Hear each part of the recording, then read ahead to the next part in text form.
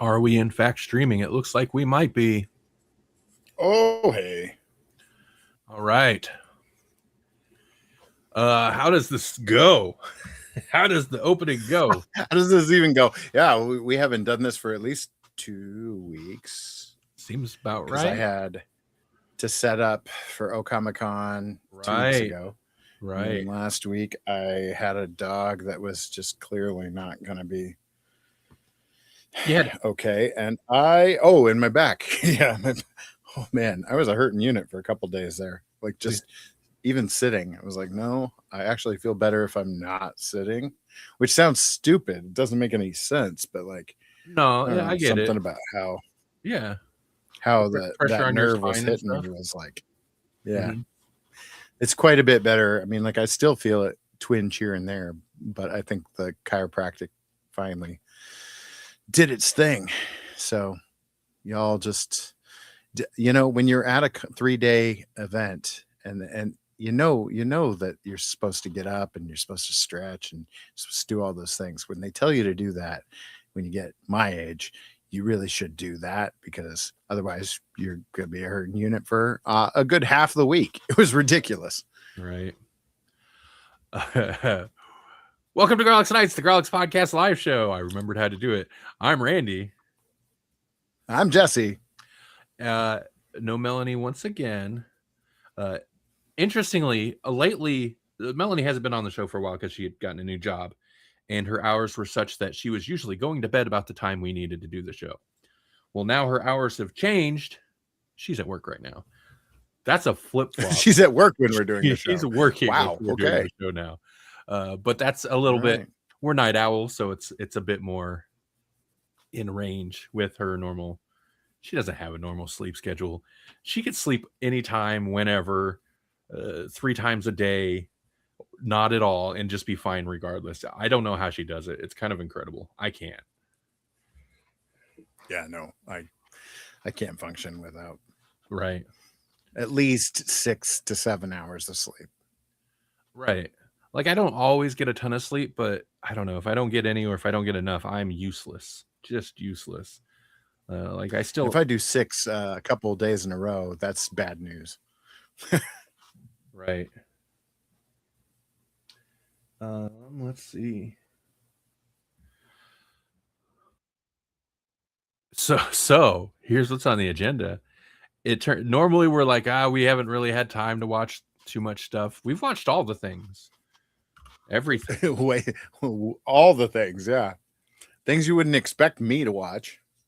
Right. I am surprised by some of the things you watched, for sure.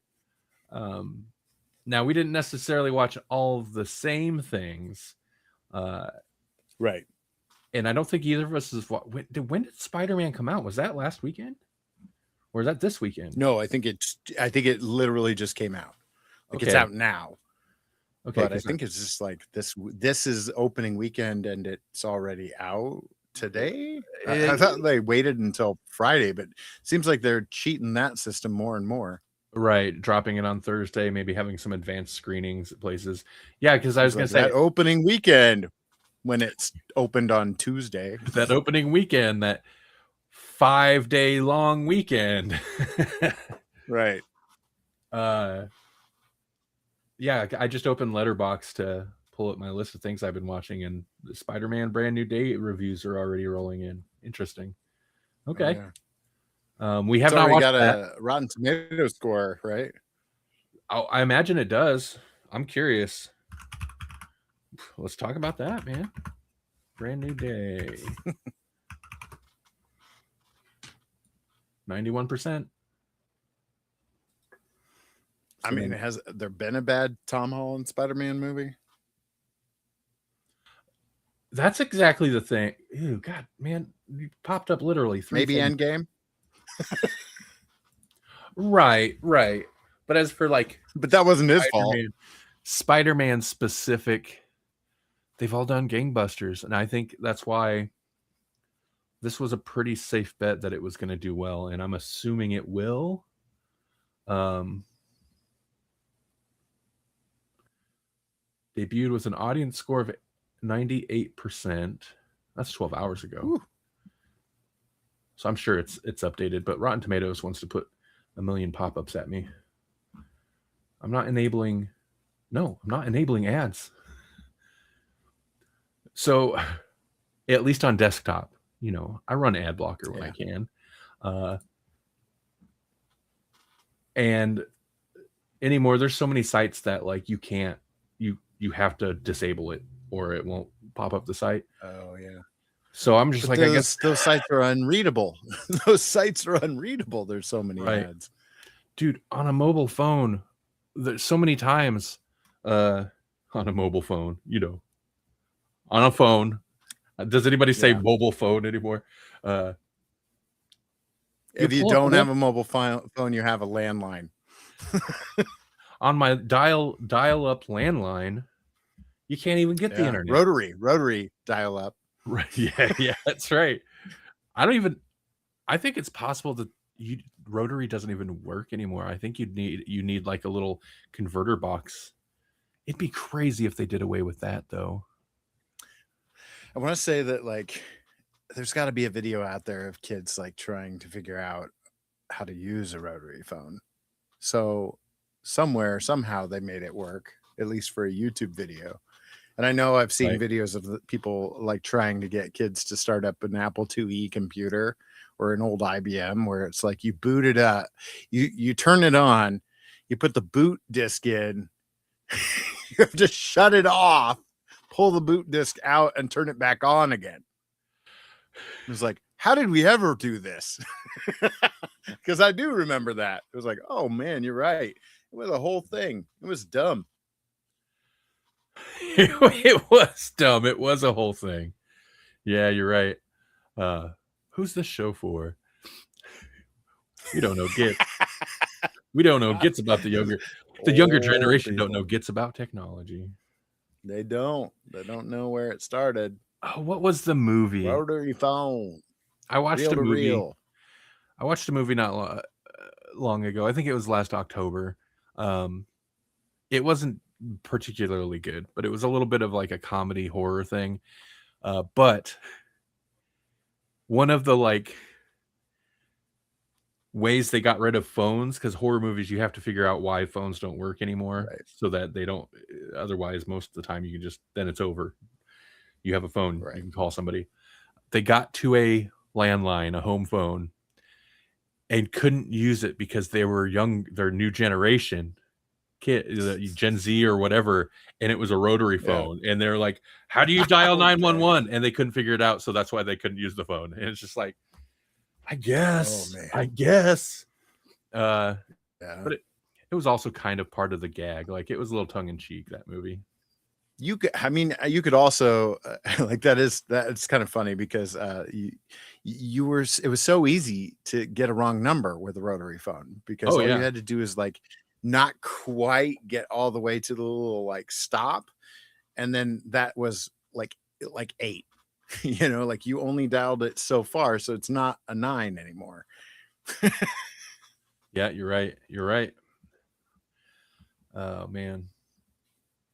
If you got like a hunter killer, you got like some kind of Jason after you, you're fine motor skills. You're not doing a rotary phone well. Yeah, that's a good point. Yeah.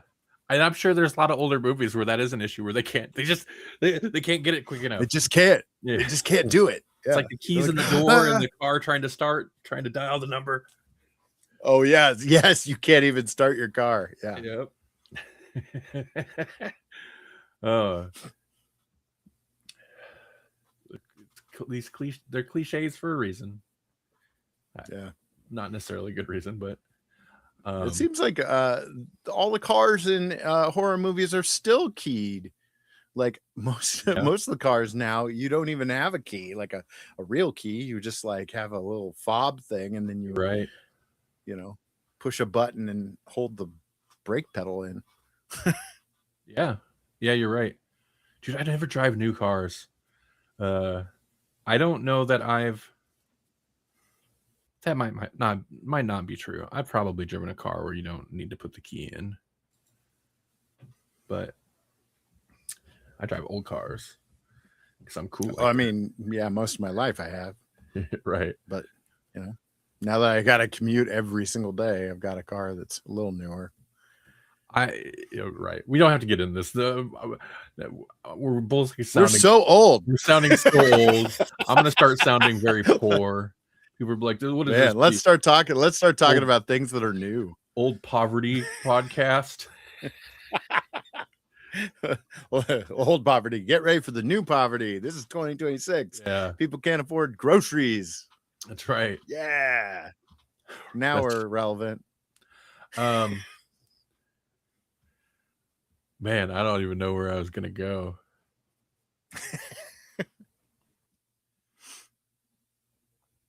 Okay, so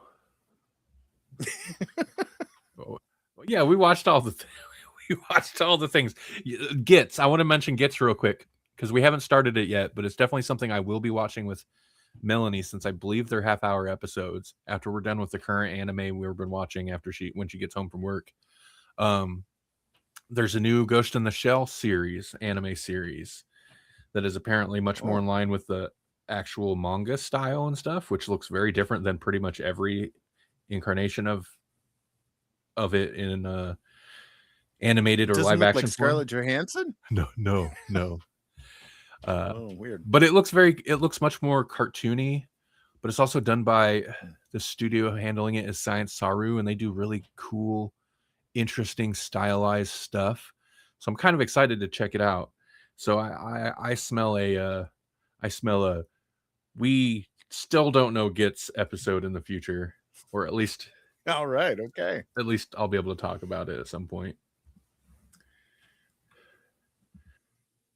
Right now, I got Melanie hooked on Ascendance of a Bookworm, which is a show I don't think she was particularly keen on getting into, but it's basically like it's like an isekai.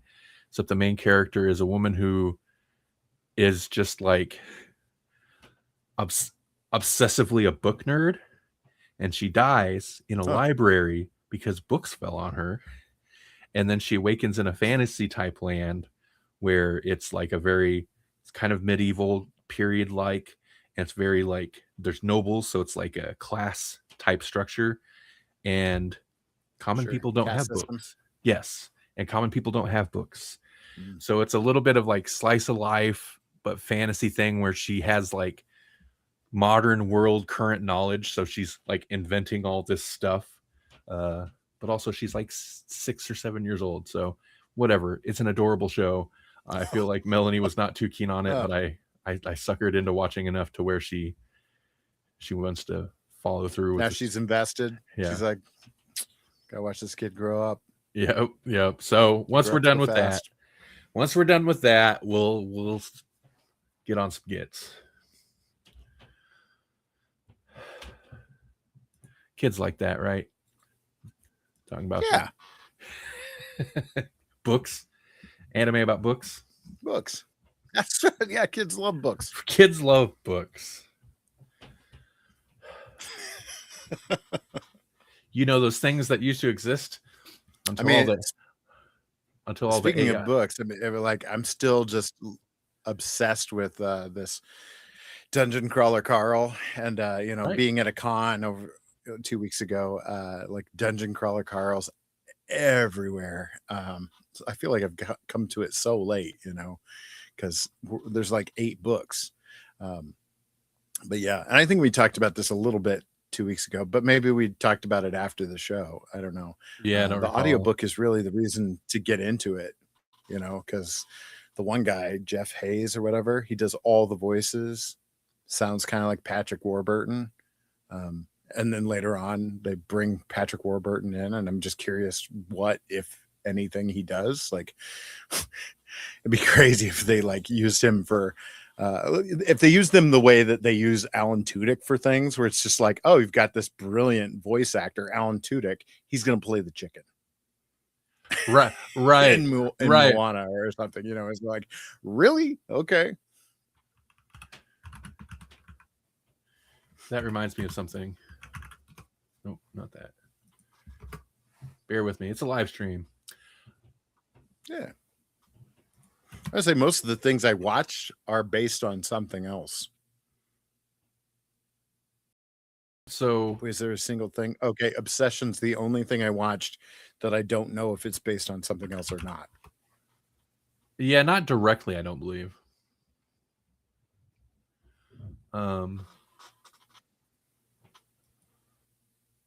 So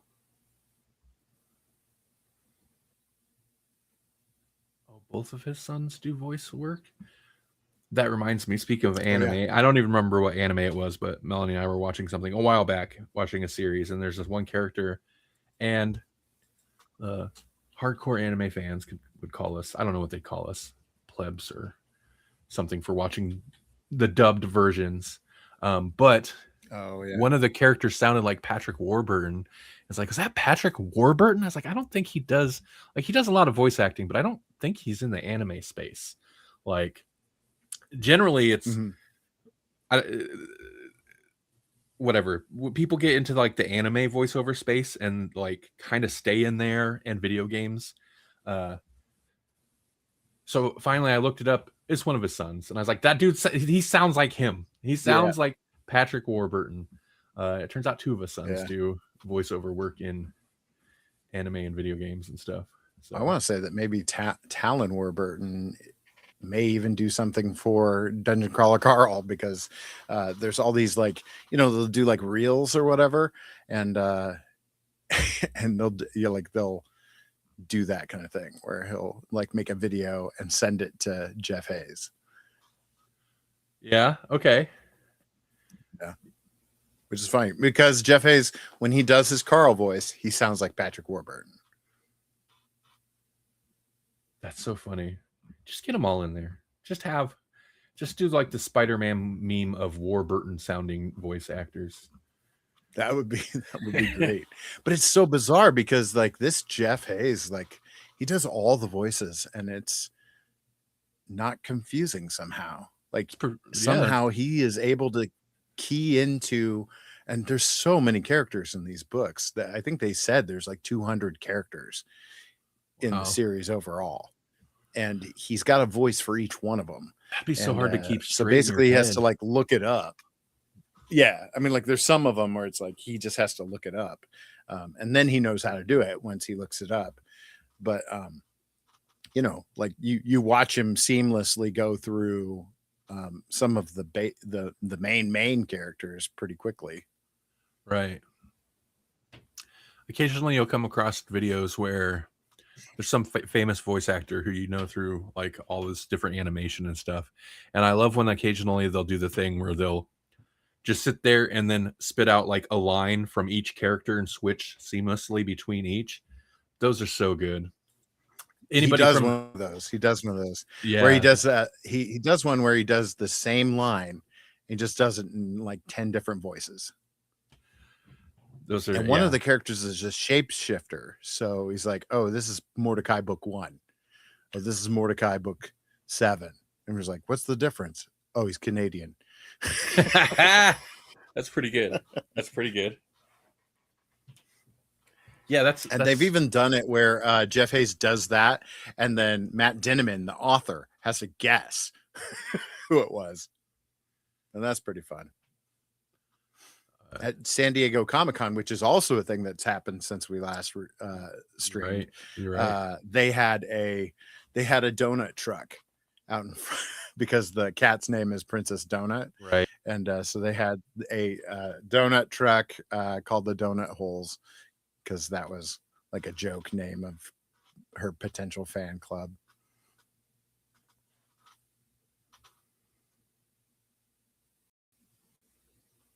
Sorry, I muted myself for a second. I was just looking to see if there were what the big announcements to come out of San Diego Comic-Con were.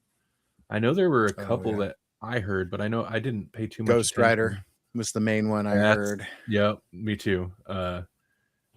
Ryan Gosling, directed by Sean Levy. And then Ryan Reynolds was out there in the audience. That was a big deal, but didn't necessarily mean anything. But didn't necessarily not mean anything. I don't know. I am not going to trust Google's AI summary of this because it lies a lot. Yeah, it lies often.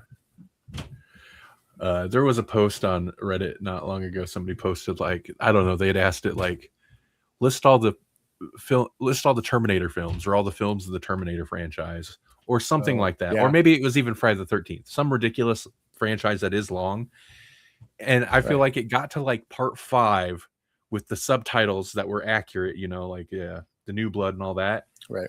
And then it went through to like part 18, and it was just making up different subtitles, reusing some of them. Friday the 13th, part 17, The Rage or something like that. And it's like, what are you doing? Just starting to steal terrible sequel names from other franchises. Yeah. Like, oh yeah, Carry to the Rage is now the Rage. Yep. That's now a Friday the 13th movie, huh? I mean, they tried to do a Friday the 13th Carrie movie, basically. What was that one? I think that was The New Blood. It was not good. When is what's it called? Is it called Crystal Lake? When's that coming out? Soon, I think. Let me find out. Because I just saw something for it, and I was like, oh, we talked about this on the show quite a while ago. Is it Apple TV? Peacock. Or Paramount? Peacock. I was way off. Oh man, I never know how to feel about a Peacock original. Right. Yeah, same thing with Dungeon Crawler Carl. That show's going to be on Peacock, and like the only Peacock original I can name that I know is like good enough to warrant multiple seasons, I've never watched, and that's Twisted Metal. Right. And I'm kind of surprised it's still going. So, what was that? There was a show. It was very much felt like a network TV show, so I feel like Peacock was appropriate, but it was decent, and it had that lady from Russian Doll, and yes, I think Rain Johnson was the Poker Face. I liked that show. I fell off of it after the first season, but that was a fine show. That felt like classic. I mean, they have fine stuff. It's just like, it's got like I don't know if it's the Netflix problem. I don't, it's like, oh, is it going to have more than one season? Probably not. And I'm sure they get plenty of subscribers, but anytime I hear something, I guess I kind of feel this way about Apple because I'm not subscribing to no Apple TV or nothing. Right. At least I hear what they're doing though is like I consistently hear good things about the show, the stuff they're producing. The two I know that are really good on Apple are Ted Lasso's great. That's the one that everyone knows, and then Shrinking is really good too. I heard a lot about Severance. Kind of the other one. Severance was on there. Oh yeah, I've never watched it, but I've heard that's great. I don't know that it's good, but didn't they have the Godzilla universe tie-in show or whatever? They did. Monarch. Yeah.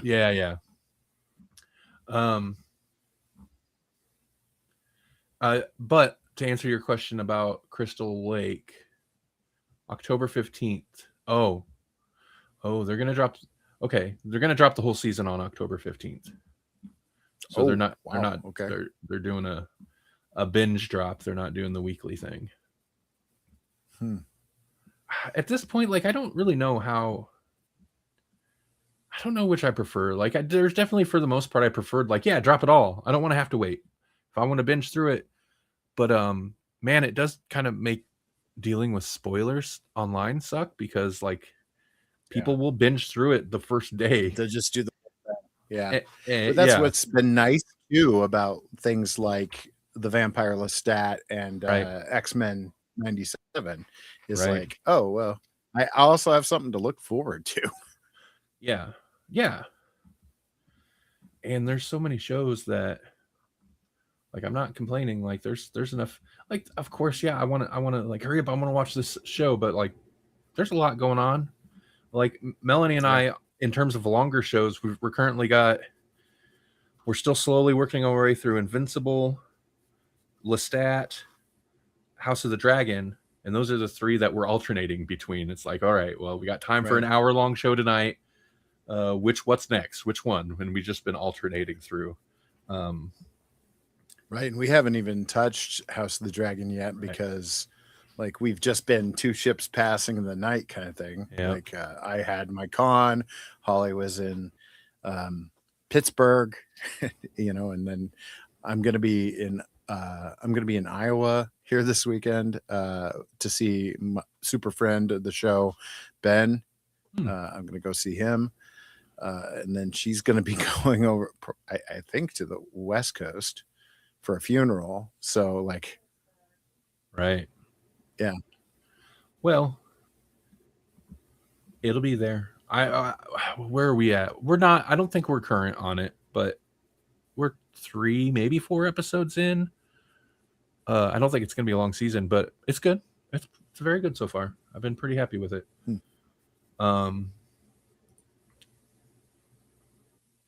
Also happy with the Lestat. I do not know where we are on that one. We might be. I think we're an episode behind. Yeah. I don't know.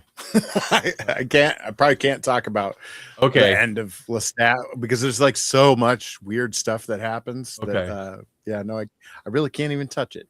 Okay. Without spoiling something. It's a short season though, right? I think it's only like 7 episodes or something. Something like that. Yeah, it's not. I think we have one left. I think we have, which is probably the big one then. Like I think we have one left. One episode. Did the last episode that you watched have a ridiculously surprising ending? Yeah. Okay. With them sitting out on a park bench. You're on the finale. Okay. Yeah. You're on the finale then. An episode where the whole time I'm like, something bad's gonna happen. Something's gonna happen. They can't be having a good time. Well, yeah, they're happy. Yep. Well, I mean, mostly. And then stuff does start happening. Yeah. Yeah. Basically, then it's like, nope, we're gonna rain on both your parades, and then end in this ridiculous way. Okay, so yeah, that's where we're at. We have one left. I did catch up on, however, I am current, as of today anyway, on X-Men 97. Okay, all right. It's good. I'm enjoying. Really solid. It's still solid. It's doing the thing where it's like alternating. Like they kind of did it the first season, where there's like episodes that are like, it's fine, it's doing the plot thing, right. It's whatever, and then they'll hit you with a banger, and it's like, yeah, I loved. Right. I think, what was it? Weapon X Lies and DVDs or something. That one was great. I love that episode. I think that may be the best Weapon X episode I've or like adaptation, that I've ever seen. Because I was just like, okay, like I always like a Weapon X thing, but like I've seen the Weapon X story retold so many times and whatnot. But like it was interesting, first of all, to have them going back because Wolverine doesn't have metal claws, right? Like that's interesting. That's an interesting way to, retell that story. Right. But then to just come completely out of left field and hit us with the Brood storyline, I was just like, oh no, they went straight alien on this thing, or actually aliens, because they pull straight up like game over, man. Yeah, they really did, dude. There's a lot of homage going on. It looked great. Morph is such a like wacky character because they'll always do the thing. It's so kind of jarring where you're watching and all of a sudden it's like, why is Thor here? Or where did Deadpool come from? It's Morph. Oh, I know. There was that whole thing where I was like, is Alpha Flight going to show up? And then it was like, oh, there it is. This is gonna just turn into half of Alpha Flight. But then like he would shoot out as like Puck, but then he would turn into the Thing, and it was like, I don't even know if that's how his powers work. Like he doesn't become as dense and heavy as the Thing, does he? I don't know, maybe he does. Right. That I was wondering that too, because it's like, does that, because it seems like he could then use their powers, but I was like, that seems like that's kind of an OP power if you can turn into whoever and then also use their abilities to their full extent.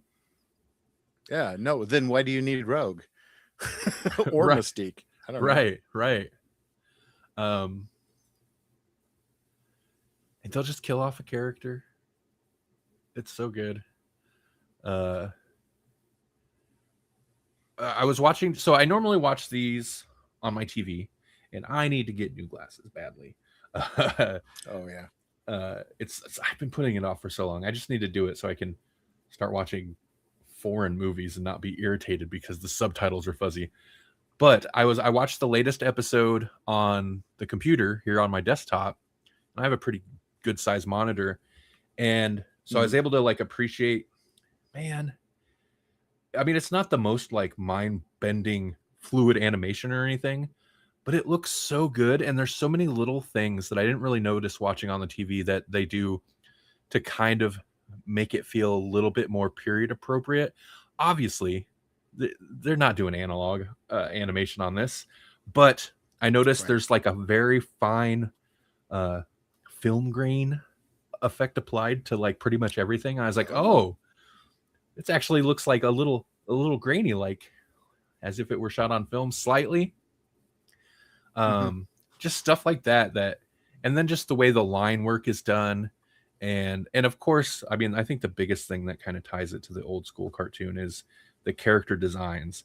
X-Men was always, even though the animation wasn't necessarily top notch, it was always like the high water mark for me when it came to like superhero cartoons, because I'm like, they look like they're comic book characters. They've got the same, like, at least in the 90s, like shading where it's like the black blocks and there's that extra detail.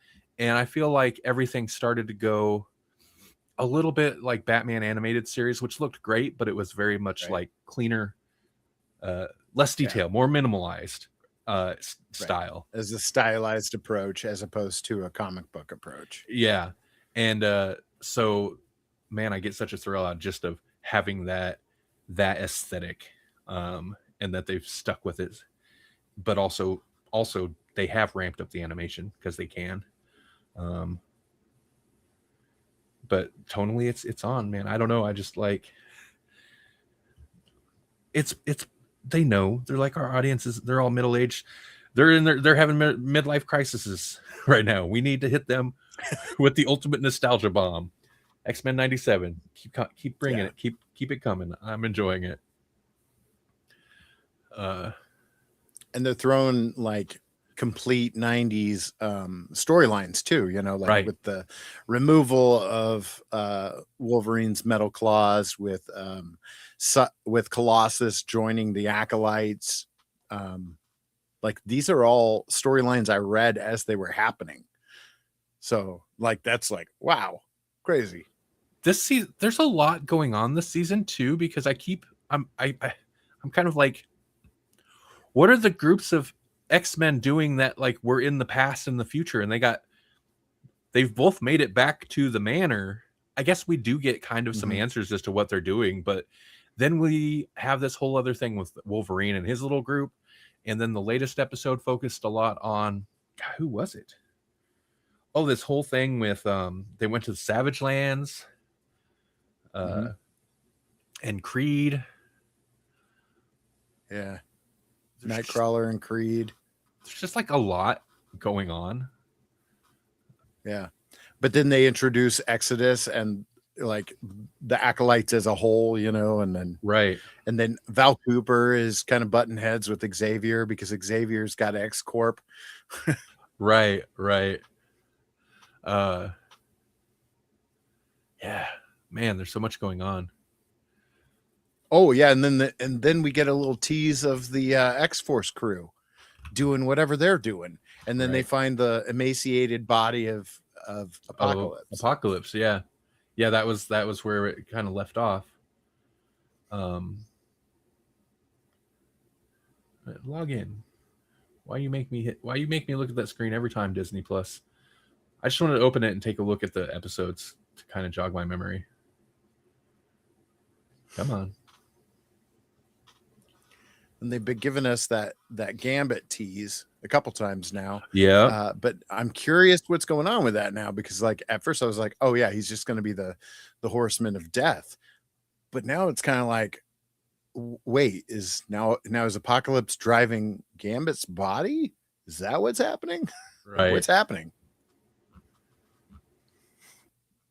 Because they're doing these old stories, but they're putting kind of a weird twist on them, you know, like For a while there, Colossus was legit in charge of the acolytes, I believe. Danger EXE. Okay, I was trying to remember the Danger Room. Oh, that's right. The Danger Room one, came to, like, that was like, this is a whole other thing out of nowhere, and I was like, wait, what's going on here? I guess that was a interesting little, like, it's almost like Monster of the Week storyline, but also to like fill us in on, okay, well, here's what Professor X has been doing since he got back, and it did lead into the X Corp thing.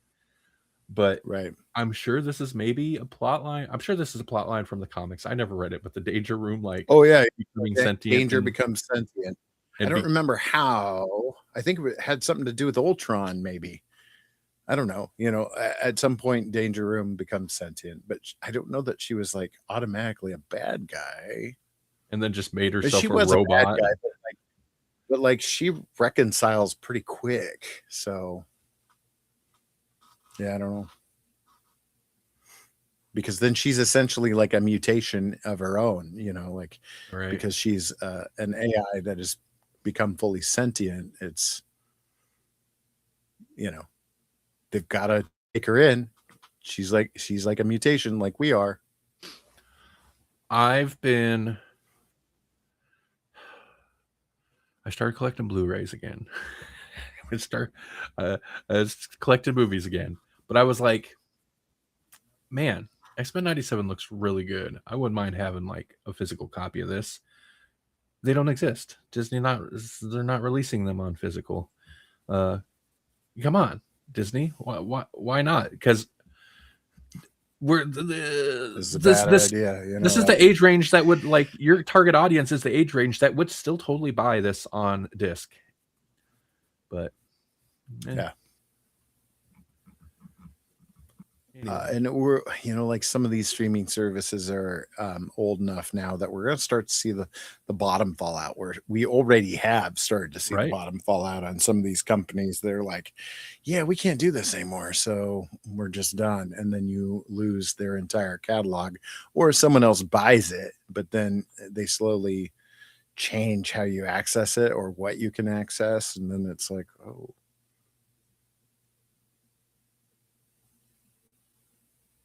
Well, I was just thinking.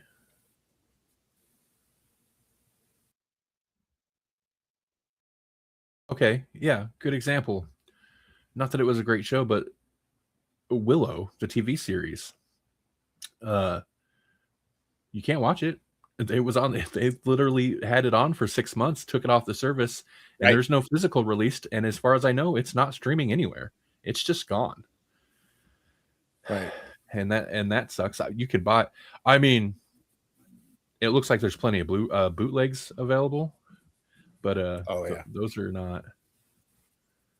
Yeah. So you can't even give them money for it, right? Which just seems like a bad business model. If people want that, why would you take it away? If they were spending money to see it on a streaming service, right, and then you take it off, well, then you make it available some other way, so you can still make that money. You spent that money. The physical market, I mean, it's in such a weird place. I feel like there's probably will be an uptick, or has been an uptick in interest due to like Sony announcing that the next PlayStation will not have a disc drive, and they will not be releasing physical discs anymore. So they're going all digital. When that's become kind of a point of contention for the people who have gotten into things like Final Fantasy VII, the reboot, because they've released the first. So it's 3 parts, right? They released the first part, had a physical media. The second part had a physical media, and then the third part is supposed to be coming out soon. And yet they've announced that they're not going to do physical media. So the completionists, that's going to rankle their feathers or ruffle their feathers or whatever. Right. And it sounds like there's some pushback even from the game studio that's like, oh no, if we can help it, there will be a physical product. Right. Yeah, you'd think they'd want that. The studios. I mean, and there's lots of problems. Obviously, you will own nothing and you will be happy. You won't actually ever own anything. You just lease it all or rent it all or rent access to it. Right. But then, like in the case of PlayStation, that creates a huge monopoly. That means the only way you'll be able to get any games on future PlayStations will be through the PlayStation Store, where they control the whole market there, and that's right. obviously problematic from a monopoly standpoint. But point is, so like the movie physical market is in a weird place. I'd been out of it so long, and then jumping in and kind of looking around, like the major studios are still releasing new stuff on like Blu-ray and stuff. Mm-hmm. A lot of them don't seem too concerned with older stuff, and a lot of that gets like relegated to these boutique levels or these boutique labels. So there's a lot of little companies that like get the rights to either restore or whatever distribute right various movies, and those are not generally not cheap, which I understand it's not cheap to restore a movie like a anyway, Criterion collection or exactly something. yeah Right. So, and even that's weird because like a company will have rights to this movie for a while, and then that'll go out of print, the rights will revert to whoever, a different company will pick it up, and then you'll have a different print available later from a completely different company. It's a little weird. It gets a little weird. Like Evil Dead. Like, Oh, how many people have dude, made it a version of the Evil Dead or Evil Dead 2? There's so many. Army of Darkness too. Like if you look up on even on Amazon, there's probably like 4 or 5 different versions of each movie that you can buy from on Blu-ray from different companies. It's just kind of been passed around so much. But with it being physical though, I mean, so the same thing kind of happens with like streaming. Like things will be on Netflix, then it's like, oh nope, it's over here on Tubi for a while, then it's over on Disney, whatever. It's the same except where can I watch my Doctor Who's? Right. It's the same except once you buy a physical copy, it doesn't matter what happens with the licensing because you have it. Where'd it go? I already showed you. And we're not doing a video, so it doesn't matter. Now, I'm not going to be buying all Doctor Who, but the complete series 1 through 4, so all the 9 and 10, it's like 22 bucks. That's a pretty good run right there. Right. It's like 16 discs. That was a good deal. The Capaldi era is less cheap and less easy to get a hold of the complete run of his stuff. But yeah. Point is, Disney, X-Men 97, come on, man. Maybe after this season, give us a season 1 and 2 box set. I don't care. But oh yeah, that'd be great. Netflix has been famously like real kind of shifty about it. Like I think they've released a few things on physical. You can't get Stranger Things yet. Stranger Things, you just now can, because just recently now they released it's over. like a very expensive but big box set of the whole series. My Reddit feed is flooded with it. But that's another thing where it's through a boutique label. I think Arrow Video handled it. Oh yeah. Well, they probably had to pay out the nose too, just to get it, because Netflix doesn't generally, produce things that are physical. Well, and I've been looking at box sets and stuff. It's like, maximize my not my investment, but maximize if I'm going to spend some money on a Blu-ray, I want to get a bunch of something. And I was like, randomly, I was like, Knives Out, the Knives Out movies. Knives Out was fun. The sequels were a lot of fun, and I feel like those. Oh, that'd be fun to have a collection of. Yeah. Right. Well, you can buy the first one because it was released by whatever studio, and then Netflix made a deal with the director, and the other 2 you can't buy physical. And it's like, why not? That stinks. Yeah. And I know I've heard Mike Flanagan. He's since signed a deal with Amazon, but I've heard Mike Flanagan complain about this. But I feel like I'm kind of surprised some of the directors that like, God, the money must be so good. Sign on with Netflix, knowing like, well, this probably won't ever get a physical release. I feel like that'd be a deterrent. Anyway, what else did we watch? I watched Masters of the Universe. Oh yeah, let's talk about that. I remember that just barely left theaters. Yeah. That's kind of like a theme, I think, for the movies that we've watched, is like Mortal Kombat 2, Masters of the Universe, Supergirl just dropped. I can't believe Supergirl's already like, it's not on the streaming platforms. You have to like buy it or rent it digitally or whatever. But like, isn't it still in the theaters? It's like been a month maybe. Yeah. Yeah, it's a little harder to find now. Like there's not as many showings of it. But yeah, I almost went. And then I was like, oh, it's basically out. Well, I guess I'll just wait at this point. Right. Same thing with a couple of things that I was looking at potentially watching. It was like, oh, well, that's about to come out anyways. So I guess I'll wait. Right. Yeah, I wonder. I know the whoever has a deal on those movies for like percentage of box office hate those situations. But I wonder like in terms of the studios, because another thing I watched, we don't have to really talk about it because it's a little outside our purview, but Melanie and I did watch a movie last night. I gave her the option. I was like Supergirl or this other movie, and I knew which movie she'd pick. Avatar Aang, The Last Airbender.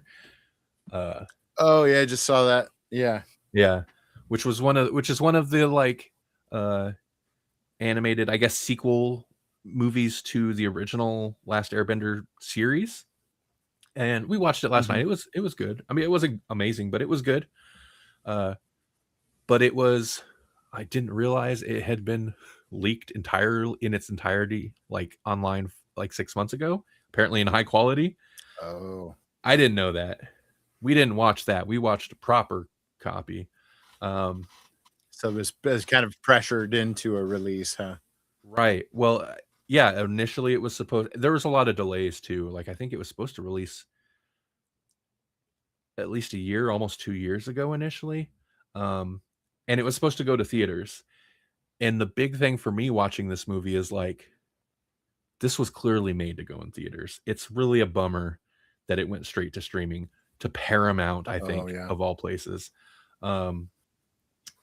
Paramount Plus, because it's such an action fest, and the animation is like top notch. It's really good animation.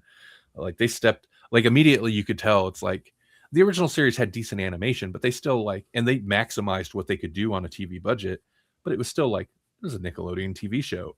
And this one right away, you're like, oh, they got motion picture animation money.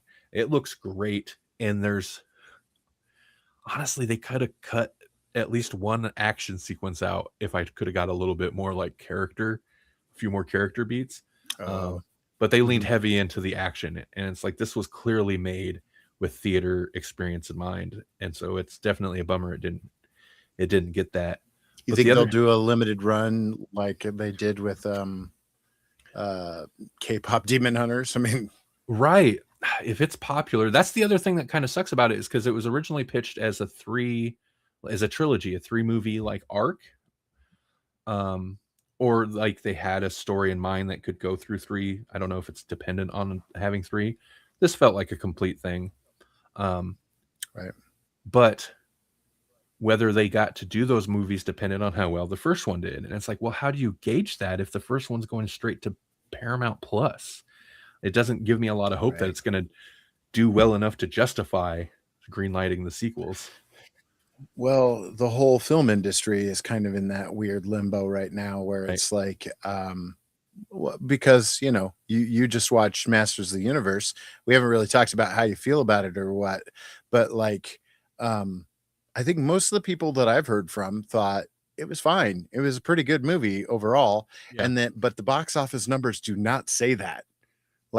So movies like Supergirl, movies like like Masters of the Universe, all these movies that aren't doing well in the box office, they'll probably have a second life on streaming, but they spent so much money on it that it will essentially be rendered a failure. I think that Masters of the Universe might be okay because it's Amazon and they got money they can lose.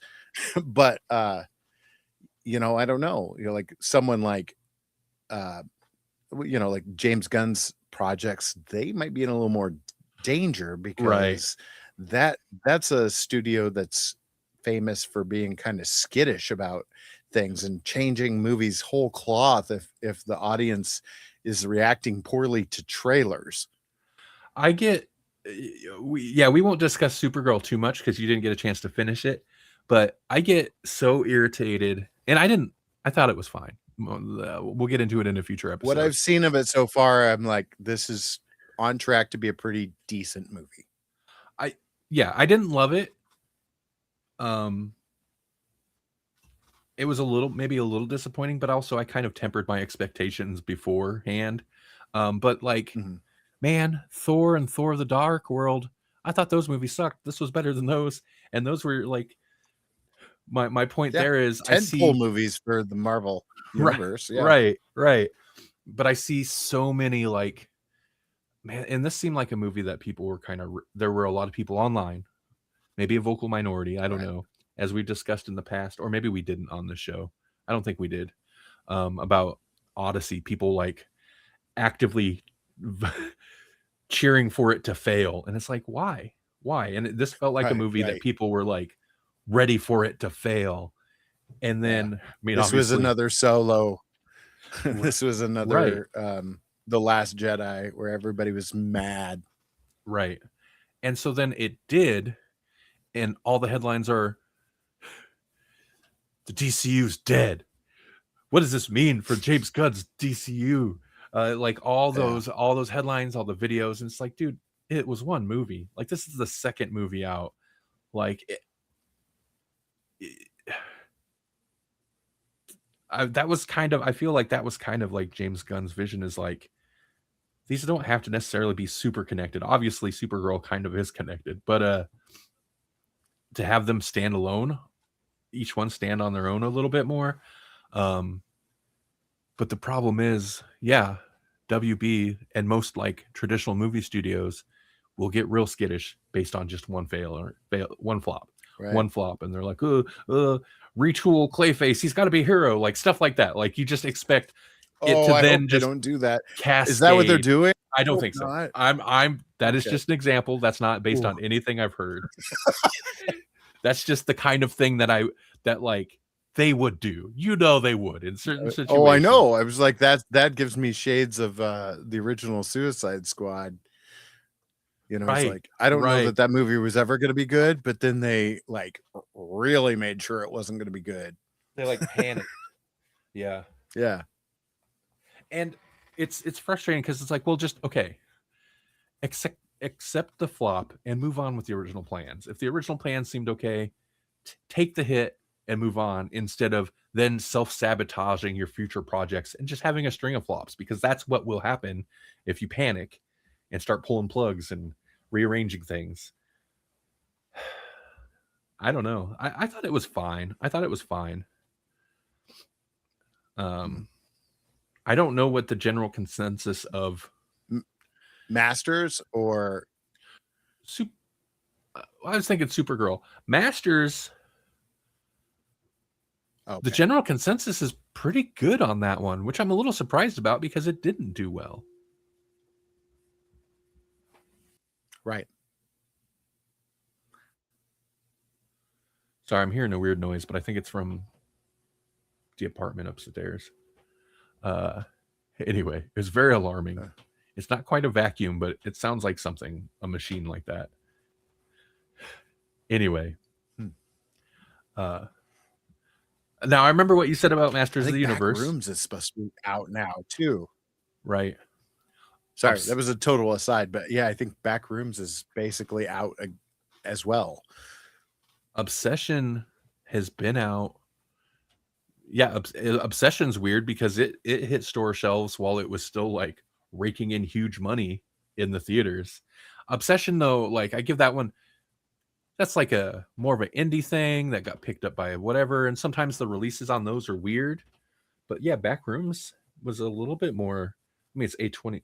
Was it A24? Was it Neon Blumhouse? I don't remember. But they have a little bit more of the standard. This one, yeah, Obsession was Blumhouse. Okay. But Backrooms seem to have a little bit more of like your standard studio style rollout theater. Wait a while, whatever. But yeah, even that, it's going to streaming pretty fast. You talked about Masters previously, Masters of the Universe, and I agree on the points you raised. I ended up overall enjoying it. I think more than I expected. I think the flaws are they're going for that like MCU style jokey attitude, which is fine. That's a fine. Yep. Of course, that's what they're going to do. I didn't find the humor always landed for me. Like the Fisto jokes were okay. No, they got a little over the top. No. Oh, you guys can't see his face, but his face got deadly serious. What, you didn't think it was all right when the other guy is like, yeah, I'll give him head. And it's like, oh, you've taken the joke too far, sir. No. You leave Ram Man alone. Right. I was like, that one was in poor taste. I was like, it was. I agree. But most of it didn't land. Like, not that was me. like Bumblebee peeing on a guy. Like that was right. Yeah. I thought it looked amazing. The effects were fantastic. I appreciated that, like the character designs looked great, and of course they didn't look totally realistic, but like everything looked tangible. Like you could touch it. It looked really good. It looked like cartoon made flesh, and it for made the most sense part. in the universe. Yeah, right. I found myself anytime and there weren't a lot of times, but anytime they stopped to do like character moments, character beats, little interactions thing, I found myself getting bored, and I was like, oh man. And I was like, wait, what is that? I'll watch a slow burn horror movie where nothing happens for like an hour, and then you get like one halfway creepy jump scare, and I'll just ride that for another 30 minutes. Like, what is it about these moments that like I'm instantly kind of checked out until the action hits again? Because that's generally not how I view myself. And I think part of the problem is like with Man at Arms, Idris Elba, who's always great. Like his whole thing was like, as soon as you seen there was like a drunk guy on the floor later on, I'm like, oh, I know his whole thing now already. I know his whole story because you've seen this 1,000 times. Of course, he didn't follow through on his promise. He feels like a failure. Now he's just a drunk. And it was exactly that, but also like just the bare bones of that. They didn't even really fully commit to it that hard, to like his character arc. It just kind of was there. Right. And that's maybe my problem, is like they did just kind of hit the like beats you'd expect. It was so derivative. Yeah. There was, I mean, it was Guardians of the Galaxy. That's what it was trying to be, but it was trying to look like Thor Ragnarok. But yeah, I mean, there was just so many of those moments where I was like, I've seen this before in a different movie. Right. The bridge scene with Beastman felt like that was straight out of Spider-Man. Yeah. Or Planet of the Apes, Rise of Planet of the Apes, that kind of thing. It was like, I've seen these before. There was the scene with Man at Arms going right up against the Fright Zone Flyers or whatever they were calling them. It was like, oh, that's straight out of Ragnarok. Yeah. So I agree with you there. But overall I enjoyed it. I thought it was pretty competently made. I mean, yeah, the story was lacking, but and the HR jokes got so old the first scene they were pulling them. It's like, oh, we get it. The But then when you get the weird dream sequence with Skeletor, then it was like, oh, okay, this actually works. Yes. Partly because you set that up, but they did overdo it. Yeah. Yeah, but that was fun and weird and like unexpected. And I think that's the thing. Yeah. It was unexpected. Everything else was kind of like, okay, this is what I expect. But what did I give it? 3.5, which feels a little Yeah, high. that sounds right. But 3.5, yeah, it was. I enjoyed it. Like I For had me, a fun 3.5 time. means I'll watch it again, and Yes. I would watch it again. I think this is a movie that actually does better on a second viewing, because now you're not like, because for me it was like, oh, I'm seeing these things and I'm nitpicking it. Second time around, I won't do that. I'll just be like, oh, this was fun. To kind of compare a little bit my feelings about like Supergirl to this, like one aspect is like superhero type action scenes. Not everything Masters in the Universe. Obviously, like you said, you felt like you'd seen like everything at least a couple times in other movies, and that's true. But there were some sequences where I was like, "Oh, this is kind of a fun, slightly novel take." Like the big climax fight between He-Man and Skeletor, when He-Man finally. Mm-hmm. I like they do kind of talk up like maybe the correct answer is to talk it out. And then it gets to the point. It's like, I just got to punch this guy. I just got to punch this guy. Sometimes people are just evil or whatever. Right. Yeah. Right. And the way they go about that and it's not like we haven't seen it before, but the like slow-mo, almost freeze frame moments of him just beating the crap out of Skeletor. I was like, that's fun. That's an interesting way to do it. Yeah, it's the camera flying around the fight, whatever. But it seemed kind of novel and it was fun. Supergirl, there's several fight scenes in which the camera starts flying around and it'll occasionally do little slow-mo things. And the first time it's like, okay, that's fine. I mean, I've seen this in Superman, I've seen this in Guardians of the Galaxy. It's like that kind of fight scene. And then a little bit later in the movie, she starts fighting another group of guys and the camera starts rotating around her. I'm like, are you serious? We just did this fight scene. And so that's like,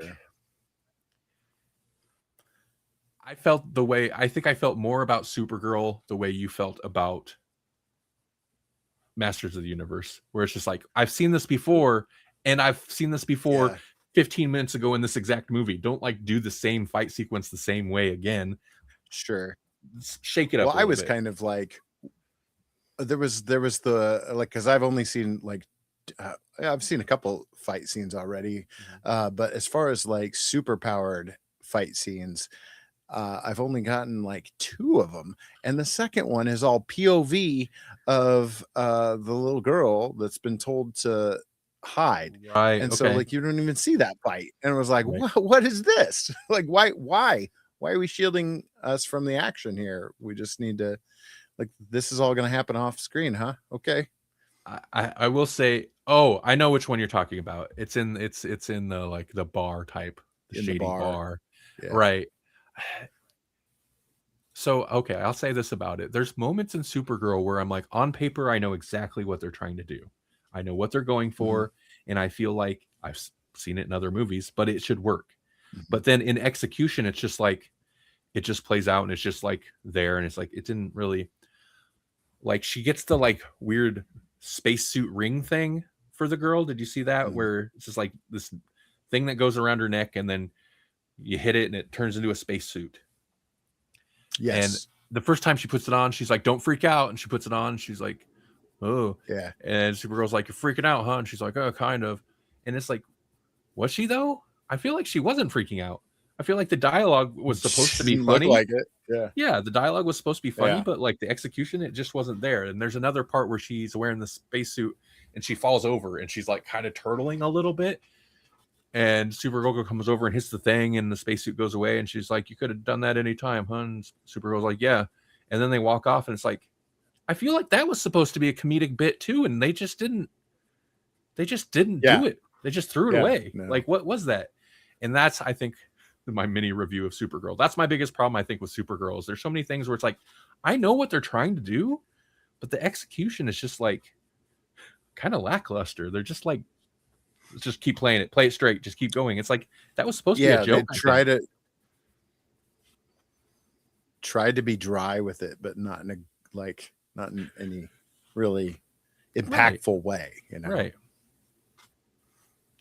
I like Millie though. I like Supergirl actress. I've seen some complaints about her. Oh yeah, I like the her. vibe of the character that they were going for really nailed it.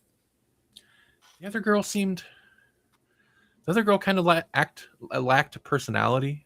That was maybe my other thing. It's just like she seemed very milquetoast. But and that's my thoughts on note for sure. Yeah. I was gonna say that's my thoughts on Masters of the Universe. You're not wrong though. That's Tila in a nutshell too. Yeah. You're like, oh, you got a thing too, huh? You're a one note character. I did appreciate the like. I wonder what the motivation for it was, but the like, they had the scene where it's like he's getting closer to her, and it's like they're making like they're gonna maybe smooch, and it's like, yeah, okay, we figured this. They're setting up a love interest, and then she like friend zones him right away, and he's like, oh yeah, yeah. I was like, yeah, okay, I like that, because I was about to get real like kind of disgusted with how like that was a situation where it seemed like, oh yeah, that's the stereotypical way for it to go, and then they kind of subverted that. Supergirl has a thing where they kind of do not that kind of thing, but they do a thing where it's like, okay, well, I know where this is going, and then they subvert it, and I appreciated that. But right, I don't know. You watched Mortal Kombat 2 though, huh? I did watch Mortal Kombat 2, and this is like, I feel like this is a theme of the night. Is like I enjoyed it, but also it's definitely not great. I don't know, like all the things I liked about it were also things I liked about the first one. You know, like I didn't love the first one, but I also did like it for whatever reason, you know. Right. This I remember having the whole thing where I'm like, this whole first movie of Mortal Kombat is supposed to be about a tournament, and we never get to the tournament. Like we were like, well, we're gonna have to have a tournament. That was like, that was my big problem with the first movie, right? And then we get to this movie, and I'm like, whoa, could y'all settle down just for a minute, and we could get some character beats, you know? right. Stop with the tournament. Just like, yeah, just like right off to the races with the tournament, like immediately, to the point where like Johnny Cage doesn't even know what's going on, and he's in the tournament. He didn't agree. Which I thought was actually kind of clever. It was kind of clever, but also like, I was like, whoa, slow down.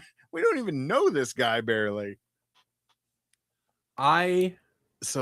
Yeah, I was kind of disappointed in it, but also like very conflicted. By the end, I was so conflicted. I ended up giving it 3 stars, but I was like, maybe 2.5. Like, I don't know what to do with this movie. Yeah. It's so funny because, and this is something people have talked about, they took every criticism people had of the first movie and then like, okay, we'll fix that. Oh man, including like, howdy did they? Yeah, in a very surprising kind of shocking way. Yeah, like I never liked that Cole character, but like I didn't want him to just be removed whole cloth from the series. Like, man, I thought you were building him up to be something. Nope. And I don't know if people caught on to this or if they'll commit to this. I guess maybe they're probably playing it depending. So they could just bring people back to life. Like, it's not a thing. That's a thing in the video games too. People just come back all the time. So that kind of takes away a little bit of the threat. But I think part of the stipulation is like your brain needs to be intact. That dude's head was smashed and his body was thrown into acid. Like I know they left the movie like we gotta go get some of our friends back. We gotta go resurrect everybody. But like, dude, I don't think there's anything of Cole to resurrect. And I think that was intentional. Spoilers. They did away with him hard. Yeah. They were like, oh, y'all didn't like him. Okay, he's gone. He was really go ahead. Was so the focal point became Johnny Cage in this. Yeah. I was like, so we just ditched him completely and put the POV on someone completely new. And yeah, I don't know. Yeah, it's such a choice. I don't know if it was the right choice, but as someone who didn't really care for Cole either, I was kind of like, wow, okay, wow. Yeah. They're listening. They know what people They are made saying. a lot of choices that I wasn't sure about. Like, and then no Kintaro. Was Kintaro in the first movie? They just got rid of, like, because they used Goro in the They first used movie. I Goro, remember and I that. think Goro got killed. I think Cole killed Goro. And then no Kintaros as no far as I know. Kintaro at all. Right. Shao Kahn was just like straight up involved from the onset. Yep. And yeah, I don't know, but like okay, so super duper I mean, like, we've already spoiled Cole, but Right. like now let's talk about Shao Kahn. Dude can get, like, he can just get damaged in the throat over and over and over, and it will just heal. It'll just heal. But then as soon as Katara, Katana, yeah, Katana.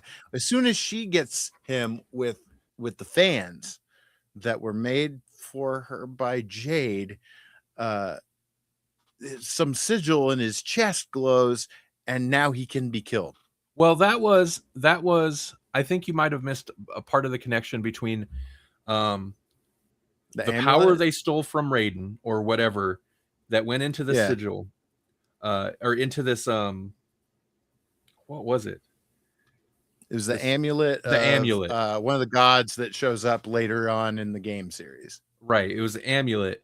And that's why Shao Kahn when he fought Cole was immortal. Like, he couldn't have been killed because of the power in this thing. So convenient timing is, like, they all, like, down in Nether Realm looking place destroyed the amulet while Shao Kahn was fighting Katana.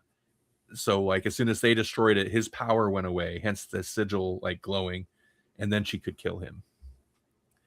But he had that power when he faced the king, didn't he? And then, like, that amulet was just on Kano, dead Kano. I don't think like, towards the beginning, I don't think he had that power yet. He didn't. Oh, because like, that dude stabbed the crud out of him, the king. Just he did the whole ninjutsu move where he went up into the guy's armpit, twisted it through, and I'm like, this dude's dead. He is so dead. He's just tough. He's just tough at that point. He was just tough at that point. He's tough, but not like truly immortal. Then he brought the wife, the queen, Sindel, back from the dead. Yeah. And that happened before they got the amulet off of dead Kano. Yeah. Quan Chi, the bald, weird casting for Quan Chi. He had like a big old bald head. Quan Chi was their necromancer. He could just bring people back from the dead. I don't think that had anything to do with the amulet. He brought Kano back from the dead to find out where the amulet was. The amulet was in Kano's pocket. They even pointed out in the movie, like, why didn't you just pull it out of his pocket when he was dead? Like, why did you have to bring him back to life? And then Kano got laser eyes because he's annoying. Right. Why does Kano have a... I love Kano. They gave him the laser eye. It's like, but like, the whole thing with Kano is the cool, like, metal eye. The metal plate with the laser eye. Yeah. They're just like, we're not going to do that, but we still want him to have a laser eye. So, I mean, I would still, like, honestly, I would just watch Johnny Cage and Kano. Like, that, who knew that was the buddy pair up I needed in this franchise, right? But like, Carl Urban and the guy who plays Kano, like, those two just meshed really well.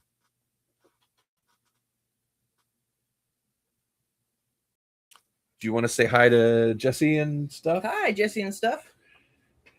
Hey, Melanie and stuff. I'm a little late because I stopped at my parents' house to try and convince my dad to microdose LSD. All right. Hey. Studies have shown. Well, they have, actually. Yeah. Yeah. So, it might help. Okay. What do you want to do?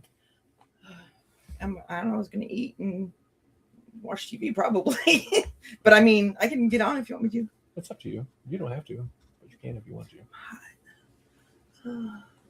Okay. And moist too because it rained. What time is it? Oh, we should probably wrap up before too long anyway. We're getting a little long in the tooth anyways. Yeah. This would be the point where you'd be like, isn't this amazing? It is. You know what's amazing?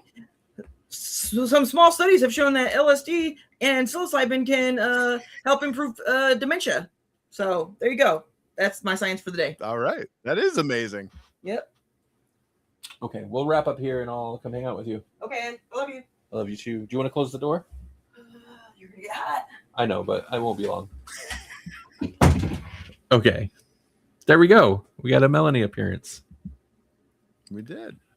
And that's like Mortal Kombat. That's right. It is amazing. I do want to say, like, it's weird being so conflicted on it because it is the most kind of video game accurate like live action interpretation we've got. The sets looked great, except for the fact that some of them looked like video game sets with live action characters comped into it. So that was kind of rough. Like the Deadpool set looked, I was like, whoa, Deadpool, that looks like pretty cool. Yeah. But it also looks like the video game set. Like, it had a bit of the whole like CG, very CG. Yeah. You could tell they were probably on on the studio lot with the crazy whatever background. Right. Yeah. Like the volume or whatever. Yeah. Yeah. But I mean, like the fight scenes were fun. Yeah. They were fast. They were kinetic. They were, I mean, like, I don't know. I can see why you're conflicted because it is like a be careful what you wished for kind of thing. After what we got in the first movie, it was like, well, this isn't what I wanted, but there were some things I liked. Right. And then in this one, I was like, well, this is what I wanted, but not like that. not like this. I was conflicted about, man, what's his name? Carl Urban. I was kind of conflicted about his Johnny Cage. I felt that was a weird cast. Yeah. Like, I like him. He should be Kano. Like, that was a weird casting choice. I get they're doing like it's an older Johnny Cage who's, I mean, that's kind of been his thing in the movies since the first one, where he was like, his movies aren't doing so hot anymore. People aren't that interested. But like this, I felt like pushed a little bit more of the like, oh, he's like an aging Johnny Cage, and people want the slicker John Wick action now, not the like kung fu style karate hitting poses action. So that's an interesting angle, but like his American accent was weird. I don't know. Like it was weird. It was weird. It was hard not to hear. It was still Billy Butcher to me. Maybe that's the thing is it's like too close because he's still gruff. He's still kind of a jerk. That's another situation where on paper it sounds great because he can do the swagger. The problem he's great. The problem is the Johnny Cage that they have here is somebody who's feeling insecure and not swaggery. So he doesn't really get to really capitalize on what is traditionally a very like smooth, charismatic character. Yeah. When then they did weird stuff with Sub-Zero too. They brought him back and turned him into Noob Saibot, which is that the way it is in the games? Like, did they finally reveal that that's exactly what's going on with Noob Saibot? Yeah, because it was always a mystery before that, like all through Mortal Kombat 3 and whatnot. It was like the early ones, just a mystery. Yeah, I think the early ones was like the original Sub-Zero got killed, so then the Sub-Zero that popped up, especially the unmasked 1 and 3 was like his brother or something. And then later it was, and then Noob Saibot got introduced, and I think later they made it. It's like, oh no, that was the original Sub-Zero, like reincarnated or whatever. So yeah, that is kind of canon to the games. It is weird, and it just seems very rushed. Like all this stuff was just like, boom, this is happening now. This is rush. You know, like just boom, boom, boom, boom, boom. I was like, whoa, wait, isn't Liu Kang gonna win one tournament before he dies? No, just dead. Okay, right. Yeah, and I get like it's not necessarily bad to change some things, but there are definitely things where like me knowing like being a Mortal Kombat fan, there like the Noob Saibot and all that, and I'm like, okay, cool, I know what they're doing, but it does still feel Sure. rushed, and I feel like if you don't know any of that stuff anyway, this is just like, all right, just random stuff. Yeah. The problem is like that's kind of Mortal Kombat. It's just random stuff like the story. The Sure. closer they get to the video game, like the video game stories are kind of nonsense after a certain point. Yeah. But it was more an execution. Like so many characters got sidelined pretty hard. It's weird that Kano got such a focus when Sonya and Jax kind of got sidelined pretty hard. Yeah. Liu Kang got sidelined super hard outside of like his fight and stuff. Like, but I am with you. The fights were pretty cool. His fight with Kung Lao was awesome. Yeah. When Shang Tsung wasn't even involved in the tournament because we just skipped right to Shao Kahn. You're right. Shang Tsung's potentially such a cool character. Did he didn't even like transform into anybody in this one, did he? No, I don't think he did. And that's like his thing. I mean, that and like scooping the soul out or whatever, but he handled the amulet for a moment. That's kind of like his whole involvement. I mean, I like that. Like he schemed for a second. You could tell he's like, oh, the power. The things somebody could do with this. And then Shao Kahn was standing right there. He's like, yeah, no, give it to me, buddy. Like, you're not gonna get a chance. I do appreciate that because it's like, yeah, that's Shang Tsung. He is like nobody can trust him. He's a schemer constantly, but that's as much as we got of him, you know. Yeah, I always loved none of the movies will ever do this, but the original Mortal Kombat game, he's some old dude, and then he shows up young again in the second one, and it's like, that's cool. Just the fact that he was an old guy and now he's young is super cool. Yeah, ignoring he's like stolen enough souls that now he's got Fountain of Youth kind of thing. Yeah, right. And then he dies, right? Like, doesn't he die at the end of 2? I'm not. Oh no, Liu Kang dies at the end of 2. He pops up in 3. I think canonically Liu Kang's in 3. I think canonically Liu Kang, it depends because like even the video game universe has been reset at least once. Sure. And rebooted. Well, I know the original Mortal Kombat, Liu Kang wins. Yeah. Because that's the whole thing going into the second game.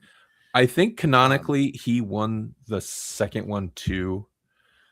But then part 3, Shao Kahn's just like, screw it, I'm just gonna invade Earth anyway. Right. I think that's kind of like the whole story. I'm pretty sure. That sounds similar. Yeah, that sounds pretty correct. But 3 didn't have. No. It's the second one that didn't have. Johnny Cage is in the second one. Johnny Cage is in the second one. 3 didn't. Johnny Cage is dead died. In 3. Yeah. He Did died. Sonya die in 3 as well? No. Okay. No, but Sonya and Kano were not playable in 2. They were like held hostage. Yes. And then Johnny Cage was killed off before 3 for legal reasons, really. There was a bit of conflict there with the guy the actor the little digitized actor guy. Right. But yeah. And then 4, I have no idea. I stopped playing there. I jumped back in on the 4 got weird, and then I don't remember. I don't know. Then there's like the PlayStation 2 era where like the decent 3D versions of the decent 3D, because 4 was 3D, but I didn't care for that one. And then the 1 era, it did get weird. At one point, Liu Kang was killed and then came back evil as a zombie. Right. Well, yeah. Then they came back with the Dragon King one and Armageddon, which I really liked the Dragon King one, but I didn't like the Dragon King. Like I love the game. The game itself was awesome. It's one of the better games. But then you get to Armageddon, and it was like 2 games in one, I think, if I'm thinking of the right one. Like, one of them became like a I don't know, it was like a interactive, like a open world. Yeah. It was I don't know which one that was. They definitely did it in Armageddon. I'm trying to think, was that the first one? Okay. I feel like they did that. They might have done that in some of the earlier ones, the ones just before that too. But I feel like there was a bigger emphasis on it in Armageddon. And the big bad in Armageddon is that the one that had Bo Right and whatnot? Yeah, he was in that one. That wasn't the first one with him in there, but the whole thing with Armageddon was like every character ever. Yes, yeah. So they kind of cool, but then they also took things away. Like didn't they take away the fatality system was different? I was like, no, this fatality system's dumb. Yeah, it was a weird like creative fatality system where everybody it was the same for everybody. It was the same system, and there was like buttons you'd have to hit to do different things. It was not great. Yeah, that was not great. The coolest thing about that game was making your own character. Yes. At that point. Yes. And I did that a lot. And you could choose like the different moves for them. That was super cool. I kind of wish they'd bring that back in modern games for Mortal Kombat. I want to say the Dragon King one had all the different games where you could play Mortal Kombat chess and yeah, I remember Mortal Kombat chess. The stupid extra mini game on Armageddon was Mortal Kart. Oh, it was a puzzle game, wasn't it? There was I don't think so. There was a kart one though. It was like Mario Kart, but I think it was Mortal Kart. Yeah. So stupid. That could be. There was a I don't know which one it was, but there was like a Dr. Mario wannabe or something. Right. And then chess, where the chess pieces were characters, and like when you do I like the chess one. That one was fun. Because then in order to take a piece, you had to actually beat them. Yeah, that was, I think, during I don't know which games, but there was a Deadly Alliance and Deception. Was there another one in that trilogy, or is Armageddon considered that trilogy? Doesn't matter. I think Deception was first, and then Deadly Alliance. That sounds right. That old men try to remember old games. That was right.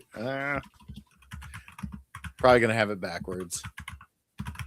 But I wanted to say that Deception was the one with Shang-Chi, and then Deadly Alliance was the one with the Dragon King. Okay, let's see.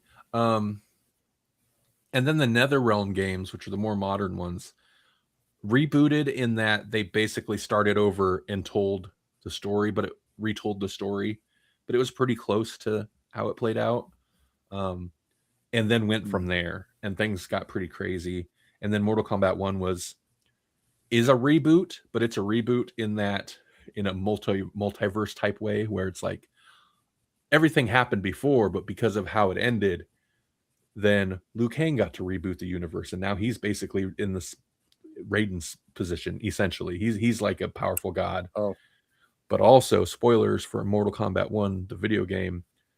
Technically, everybody who was in the previous game, in some universe, they each won. So that's why there's a bunch of multiverses, because they each reset it in their own way. That's kind of fun, because every game had that, right? Like if you win the game with this character, you get their ending, which was always kind of fun, but also threw the canon into such a confusing thing. And it's like, why don't we understand the story? Because everyone had a version of the win condition. Right. I liked it wasn't without its problems. People were real hard on Mortal Kombat 1. I actually liked it quite a bit. The little DLC story they come out with, I think, flopped, and it frankly wasn't very good. And they ended up kind of like it's a dead game. They're done like updating it and stuff. It's pretty much done. But people are real hard on it, and at that point, it fell into like, why is everything multiverse now? Why has everything got to be a multiverse? So people were having the multiverse fatigue. It's just the opportunity that they always gave to have multiple versions of these characters. Because like even in Mortal Kombat 3, I think you could have like different costumes for different characters or whatever. Like you could have Sub-Zero without his mask on. You could have the regular Sub-Zero in the MK3 Ultimate version. There's like right, you're right. So ignoring the weird like Mortal Kombat Gold and like weird console specific re-releases of games. Yeah. 1, 2, 3, 4, and then what's considered the 3D trilogy would be Deadly Alliance, and then Deception, and then Armageddon. Then you got the Deadly Alliance was Shang Tsung and what's his name? Quan Chi. Quan Chi, right? That's what the Deadly Alliance was. I never grooved on Quan Chi. No. I kind of think I don't know if this is a hot take. Obviously, the franchise could never get away from Shao Kahn. That kind of became the default. Like they tried to put like Unaga, the like weird, maybe that's the dragon guy, and then Blaze. Like they tried to put these other bad guys in there. Quan Chi started off as the big bad for Mortal Kombat 4. And I feel like they all kind of flopped. Honestly, I kind of always Shang Tsung. He's my guy. He's like, in terms of like a villain, he's the coolest. I get Shao Kahn's like powerful and stuff, but like Shang Tsung's cool and devious. Yeah. Shao Kahn's just like brute strength warrior, and and Shang Tsung is like devious sorcerer, and I like that a lot more. Yeah. But then you had did love there's a beef I have. The whole, like, with the exception of Cole, Shao Kahn didn't use that maul to do any kind of hammering. They used the spear end more than they used the hammer end. That's true. But you're right. Cole, like the way they used it on Cole was like, okay, it was almost like, we're gonna tease you with this hammer. We're gonna tease you with this hammer, and like, okay, here's the hammer spot. I appreciate that they made a point to like put in very clearly special moves, like the character's special moves, to where I'm like, oh yeah, you do that down forward low punch, yeah. Like you, right. I was waiting for Katana to do the fan raise and then go up in the air, and they didn't quite do that. But they even did the thing. Speaking of, I think it was Katana and Kano. They fought, not Kano, Johnny Cage. They fought, right? Even did the thing where she beat him up to the point where he was literally standing there doing the dazed pose. Yes, and then she didn't finish him, and he just fell over. And I'm like, that's what happens when you don't put in a fatality code. They just fall over. Right. Yeah, that was pretty good. Right, like, but why? Something about it. I could see it being better or worse on a rewatch, and that's kind of true of all the like Masters of the Universe, Supergirl. I feel like I would potentially rewatch any of them, and I don't know. They could improve with a rewatch, maybe, but who knows? Whatever, the popcorn flicks based on they were famous properties. They were highly entertaining and not perfect at all. We didn't even get to talk about Obsession. We have to talk about that next time. Well, I mean, like that's the thing is, like, next week we can hit all these some of them genuinely good and some of them genuinely bad horror movies, like Five Nights at Freddy 2. Oh, all right, cool. Yeah. Like, like I was alone, so I was trying to hit all the things that I know Holly wouldn't want to watch. Sure. So, like, so a lot of horror. Cool. Oh, I'm always down for that. And I have things to say about Obsession. So we'll definitely hit that next time. How long have we been going? Oh, an hour and a half. It's long, but we should wrap this. All right. Anything you want to mention before we get out of here, Jesse? No, I don't think so. All right. Yeah, me either. Whatever. I'm doing my usual stuff, so you know where to go. Maybe. If not, it's fine. Hey, thanks for listening. Thanks for watching. Grawlixpodcast.com. GRAWLIX podcast.com. Thursdays can get bent. They sure can. Have a great weekend, everybody. Don't put jelly on anybody's car door. Yeah, don't do that. It's weird. And chances are you might just find a person who's all out of F's to give, and you won't get any kind of fun reaction. They'll maybe sigh. We didn't talk about this on the stream at all, did we? No, I don't think we did. Whatever reaction you're hoping to get, though, you'll probably be disappointed. Just don't do it. Oh, they're just like, not again.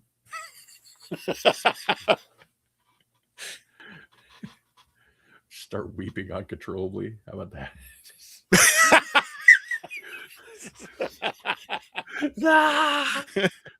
Okay.